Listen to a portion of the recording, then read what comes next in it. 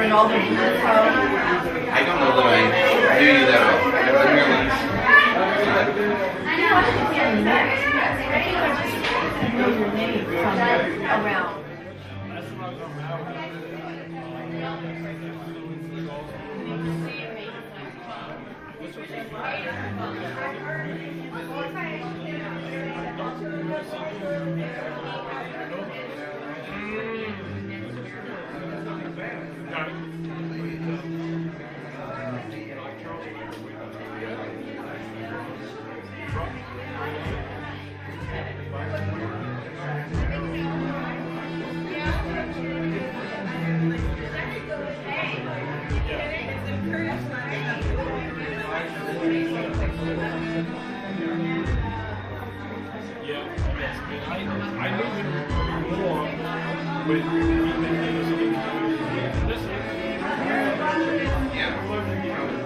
That might be about it.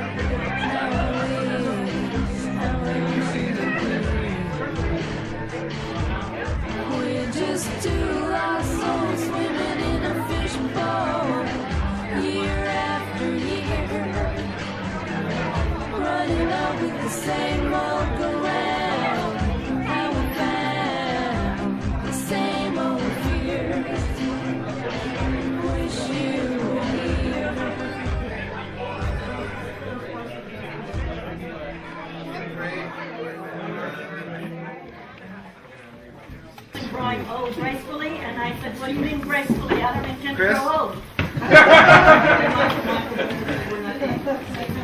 Michael Douglas said, "We're not Chris, expecting, do you have we're some not long distance aging, service we have? we're saving." All right, yeah, that makes good. That makes good. You don't have any long distance? And Eric will start this one. Well, it shouldn't have her. One of these days. Give it time. Give it time. Myself. I'm sorry. That's okay. Not able to be here because of a health problem of a relative, and so we're trying to hook it up Yeah, so that there she is can a at complication least on be dialing here, or us the out others to can you. be here also. They If have some not, kind of phone anybody, plan where they are here at the in moment they spirit. don't have long distance I on must it. convey So can you call everybody here, who is or not would that have to here just be with your cell have phone? all said, please know that I will be there Okay. in spirit. 323. I may not be there in body, but I will 257. be there in spirit. And I have to tell you, 71. I'm really overwhelmed 13. by all of the tributes that came So in. As a matter of fact, I'm sending here a bag of You bet. Okay. no, of the goosebumps. Okay. How long will it take you? A minute or Because two, or? I Okay. We'll hear I from you. never Thanks. realized that so many people felt so strongly about what Marilyn had done for them. And the only thought that I had was, it's a real shame that someone has to pass away and go to another dimension before they hear these things. So better seat. And so she has a front row seat, and without being uncomfortable with heat or anything else, she's just up there watching all of us and saying, well, Marilyn, when I work with Marilyn, I'm not one that will originate an idea, Are you there? but if you originated, I'll take it. Hi there. Hey, great to have you on there. And so Marilyn has done it again. It's a little She distance from where the originated speaking this will be idea, taking place. There is a and microphone. here we are, doing it again.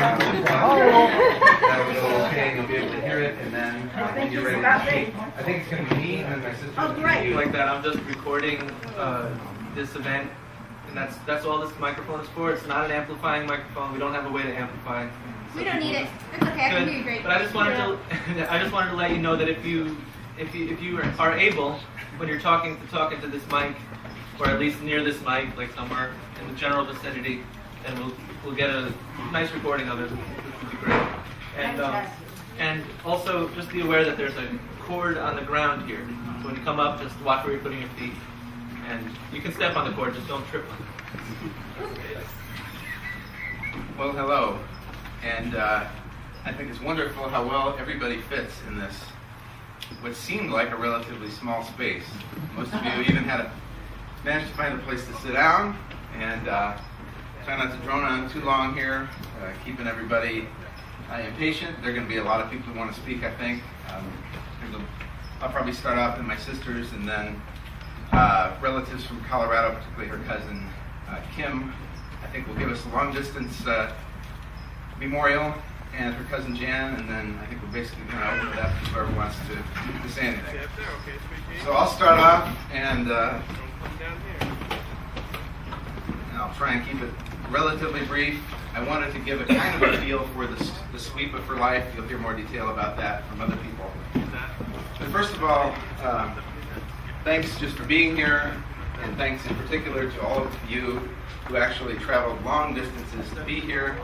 I know we have people here from the eastern seaboard, people from all over the west, other parts of the state, who really made a lot of things happen to make this work and to get here on this day, and I think we're all just thrilled you're all here. And I guess this ties in with, it's kind of what was alluded to earlier by Anita. Basically, if there's any positive to the end of a person's life, it can be the gathering of people that cared about her and putting the whole life in perspective. And I think that's what all of you are here really helping to do. For my mother, it was a 70-year journey of excitement, restlessness, wonder.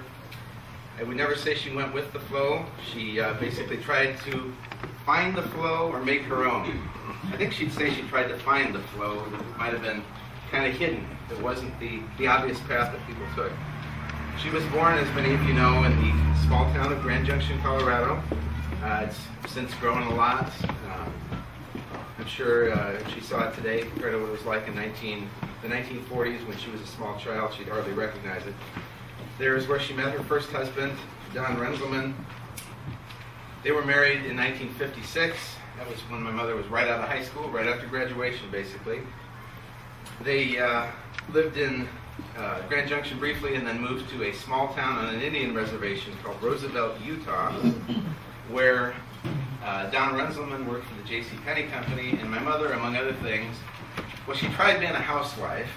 That worked for a little while. I remember her telling me that she dutifully would get the ladies' magazines, and she would get these wonderful recipes for things. And she discovered pretty early on that the cooking was okay. It was just so frustrating because she'd spend hours on it, and in 10 minutes it would all be gone. You're here. Yes, thank goodness my sister Chris, there in the back, didn't get discouraged in that regard and has turned into the star chef of the family, if not the whole city. Here, here. And Don Runzelman, they were married from 1956 to, I believe, early 1963. Don Runzelman is someone in my whole life I'd never had the opportunity to talk to or communicate with, but after my mother's passing, I thought to myself, well, he's somebody who ought to know. And so in the wonders of the modern age, I went online in about 45 seconds. A Google search led me to a very promising person, and sure enough, I was in email contact with my mother's first husband, who is, he's in his mid-70s, I think, and he still works as a insurance agent in Colorado. He was most touched to hear about it and sent back a wonderful email reminiscing about his life with her and what she was like as a young person. The other thing she did after housewifing was she actually got a job with a law firm, and she became a legal secretary. And that was something that Don was reminiscing with in his email about how even then she was recognized as kind of pretty much the most brilliant person in town, even though she was basically somebody who hadn't done more than go to junior college. In time, they were divorced, and my mother came to know my father. There's a story behind that as well. My mother was working for a company, it's called Tennessee Gas, and she was working for it in Denver, and my father was working for it in Houston. And she wrote, if memory serves me right, or what I've heard, she wrote a very clever poem for use in the company newspaper. And my father was involved in editing it, and so he communicated with her, and she communicated back. And I think it was really a kind of romance of letters for a long time before they actually met in person, and she came to Houston, Texas. She traveled there. They were married late in 1963. I was born the next year. By then, actually, and I wasn't really aware of this till recently, my mother was already a published author of a published writer of short stories, poems, and other things. She'd also done freelance writing work, and really a number of remarkable things, well before we think of her creative period truly beginning. 3 years later, my sister Chris was born, also in Houston, and soon after that, my father left his great professional love, which was the newspaper business, and came out here to work for IBM with my mother. That was a large part, as both would admit, because she didn't particularly like Houston. She felt this kind of pull to go somewhere a little bit, maybe more open-minded and interesting, and probably with a better climate. And you were developing a Texas accent, which she didn't like. Yes. Yeah. I think my parents heard a word or two out of my mouth, and it had that twang. They said, we got to do something. But anyway, that's no knock on Texas, maybe more the Texas of the times. Anyway, they came out here in 1968, and my sister Lynn was born here in 1969. And it's right about that time that my mother's interest in, I guess what you could most generally call the human potential movement, which I think had probably always been there to some degree, that kind of came to the fore, and she turned her remarkable intellect and powers of observation in that direction. The most immediate result of that was the book Brain Revolution, which most of you are probably familiar with. It was a kind of a lay summary of what was going on in the field of neuroscience and neuropsychology and all these fields back in the early 1970s, when a lot of what we now are very familiar with was basically pretty new. And it was well regarded. She was encouraged kind of in that direction. And the inspiration that came out of that was Brain Mind Bulletin. And again, most of you are familiar with it. Many of you in this room worked for Brain Mind Bulletin. And it was the beginning of a long journey of something that had an influence, I think, much greater than its size should have entitled it to.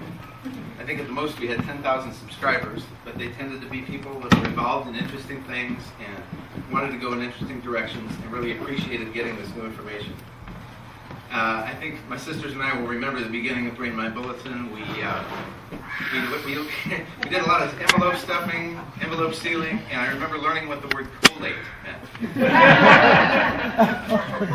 And my father really deserved the Medal of Honor in those days because he was still working full-time for IBM when they started the Bulletin together.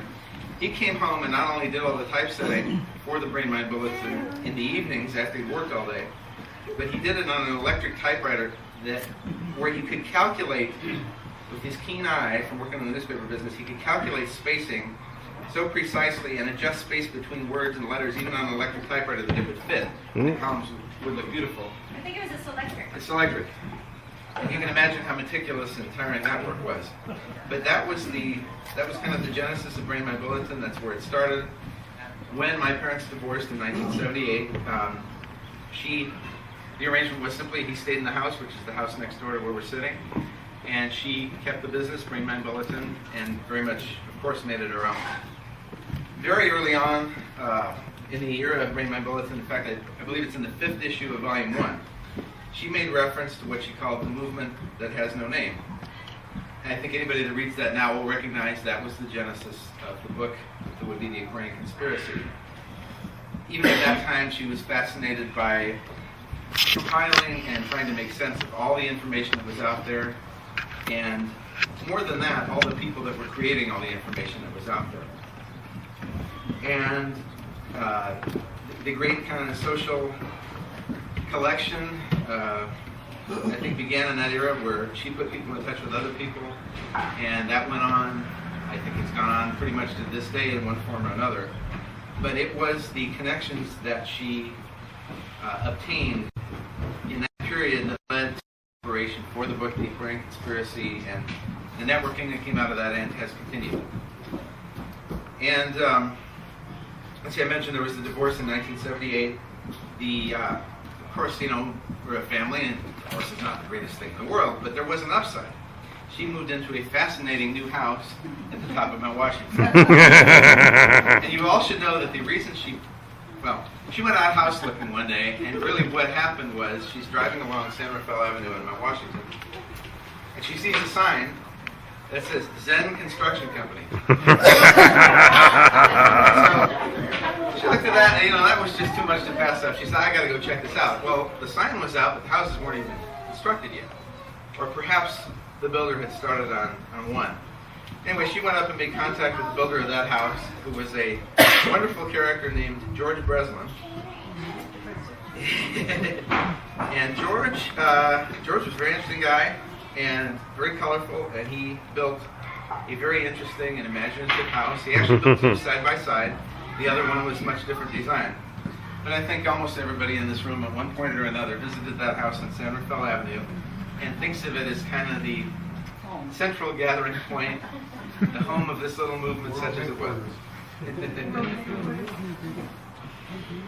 Now, after she moved in, I should go back and just briefly note that, I remember in the early days of that and our efforts, George hired me and a bunch of other 13-year-olds to go out and dig ditches in the backyard to lay pipes and things. I mean, he had some professionals too, but they thought, these are kids, they can dig ditches, and he paid very well.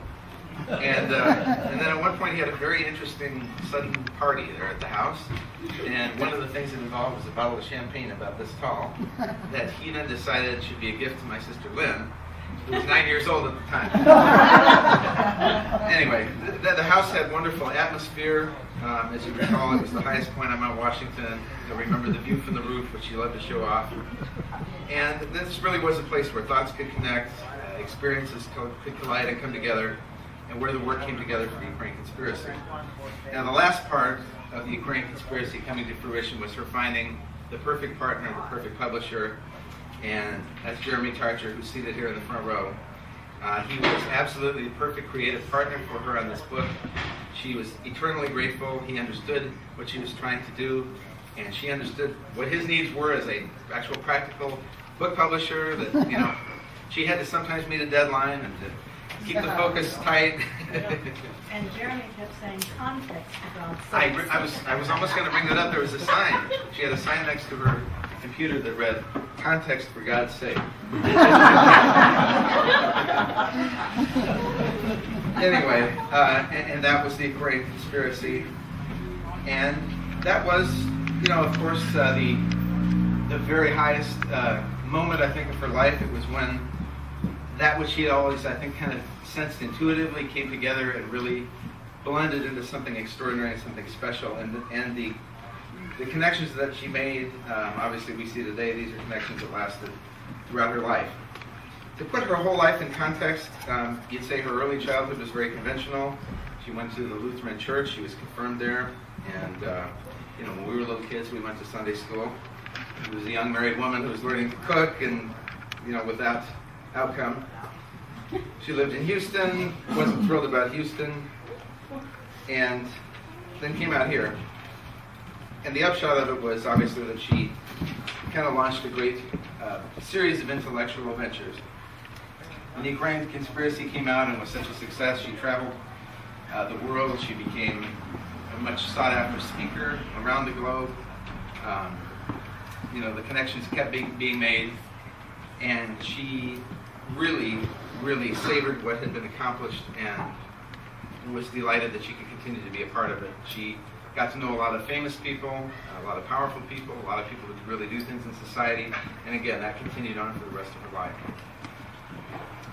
Going on a more personal note, as her as my mother, as opposed to the social change agent, she, I'd say above all, she gave us a lot of freedom. She gave us a lot of adventures.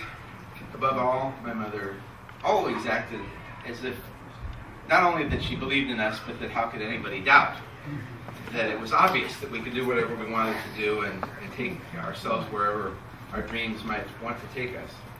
She always took us seriously when we had ideas of pretty much any size, but I would note she also made sure to edit us. And so if we came up with something completely irrational and completely off the hook, she would remind us of the little neat practicalities of putting something into its best form. And that continued even after I was brought in to be part of Brain Mind Bulletin. She let a very inexperienced person turn into the kind of primary day-to-day editor of Brain Mind Bulletin, and that's simply a function of her confidence and her editor's pen, because before every story went out, it went to her, and she got to make her red marks, and we took it from there. I would always say about my mother that she remembered things about us longer than we did, and she would recall things, not just facts, not just things that happened, but things we talked about, and things that we were interested in. Really a lot longer than we ourselves would, and in recent years, right up to this year, last year, she would regularly quote back to me things I had said on some long ago occasion, verbatim. And I'd say, I don't even remember saying that, but it must have been important. And certainly there's the fond memories that any kid would have of his mother. Just her stimulating our sense of adventure. I remember just something as simple as when I was 11 years old, I went with her to stay in a hotel, and she had to go out that night and give a talk. And she explained to me that it was going to be just fine, and that I could walk down the parking lot and go to the coffee shop all by myself. And I was not even, I think I was going on 11 years old. And so I still remember that night. I remember walking down there, and I even remember the hot dog and lime sherbet that I ate for dinner. In 1981, I went with her to Scandinavia, and that was a thrill. I have a Scandinavian wife now. There's not a direct connection, but maybe a subconscious one. I went with her to Denmark and Sweden, and then she, in her eternal faith, said, you can stay here by yourself for a few days. You're big enough. I was 17, so she left me with money, left me with directions, left me with a phone number of a friend of hers who was in that area, and basically cut me loose, and I got to wander around Europe for, I think, 8 or 9 days on my own before flying back to America. Anyway, that's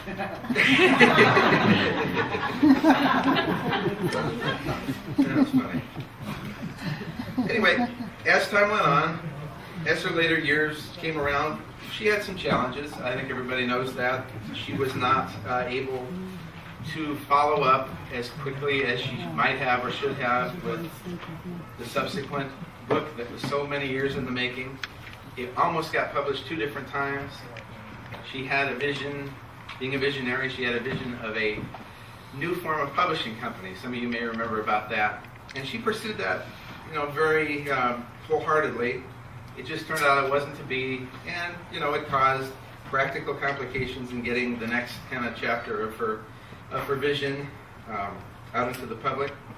Sometimes the great confidence that she had in life, great confidence in herself, would blind her a little bit, would limit her judgment about things. Pretty much she always wanted to do more than just write a book, and I think on one level she knew she had by the sparking of this great collaborative effort.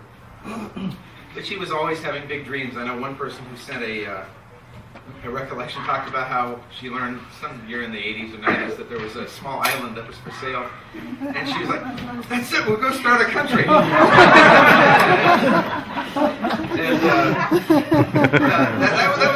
that was the scale she thought on. The impossible was always maybe just took a little bit of difficulty. And so she lived very much in her later years in the world of ideas that, most of which she was not able to realize, but that she intensely enjoyed. She moved eventually from the house on Mount Washington. It was too much for her. And her life kind of came down to a smaller size, which really in a lot of ways was a positive thing. In her last year and a half of her life, she lived in a condominium about 3 miles from where I live out in Riverside County. And it was actually quite a nice place for her to be. It was safe. There were no people around to take advantage of her, to speak of. And she was able to essentially do what she loved to do, which is sit around and just think about things and imagine things, and, of course, stay in touch with her wide range of contacts and acquaintances. And I would think just about everyone here. Huh? And continue writing, yes. And I should not let it go unnoticed that, in fact, as you're aware, the book Aquarius Now did finally appear in the year 2005. It was a regret of hers that it was done through a small publisher, and they were unable to launch a really big promotional campaign that would have gotten it a much wider audience than it did. But it exists, it's there, it's in written form, and it's going to be there for people for a long time. In any event, it ended up with her living, as I say, near where I live out in Riverside County. She lived in the town of Banning, and it was really a good thing. And she lived there on a smaller scale, much closer to us, and it gave her an opportunity to spend more time with my kids, my son Evan and daughter Julianne, who bonded with her quite immensely. She spent a number of days actually as a babysitter for my son when my wife had to go to work and he was sick and I couldn't stay home. Oops.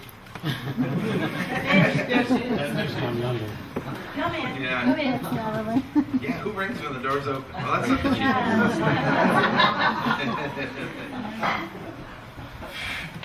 you. Anyway, she shared some wonderful times with my son and my daughter, and got to enjoy this year, above all, the political campaign and the ultimate election of Barack Obama. Mike Weber, who was here, talks about it. We had very regular conversations with her about what was going on in the political process, what was going on in the campaign. I noted when I eventually was going through her email after her passing that she had signed up for all kinds of instant notification about great news articles. So she was just getting articles fed to her nonstop, the New York Times, the Washington Post, and just about everybody. And she was just completely engaged and interested in what was going on in the world.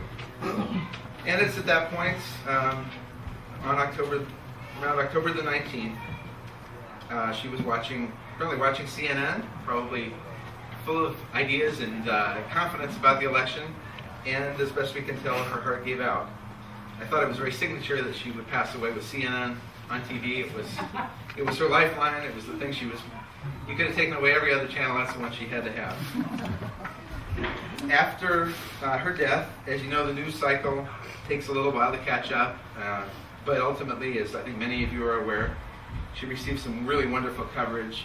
She received a lengthy obituary in the Los Angeles Times. I actually made copies of it and put it on the table there for anybody that didn't see it. It was really wonderful, warm-hearted obituary of her, and I personally thank the the Times reporter who'd been in contact with for all the work she did on that.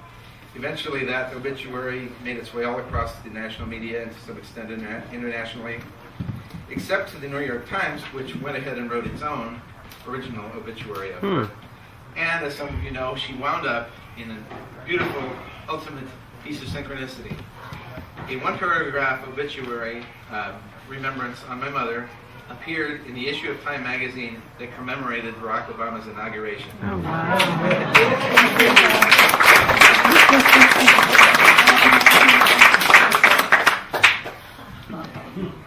Just to wrap up, this is someone who lived a life of change and transformation. It's very appropriate, I think, that it ended without any weakness or suffering from one moment to the next.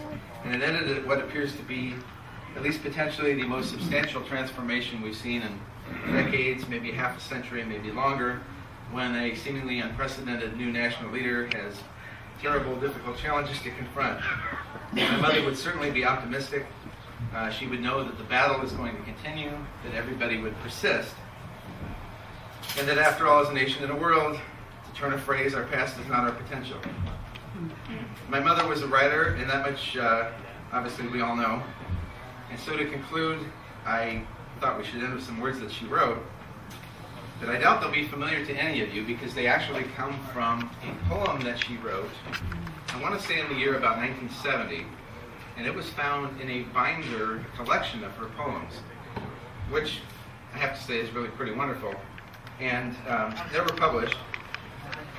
This poem is entitled The Mystic, and I believe it dates right about to the time when she first really became interested in this. Anyway, The Mystic.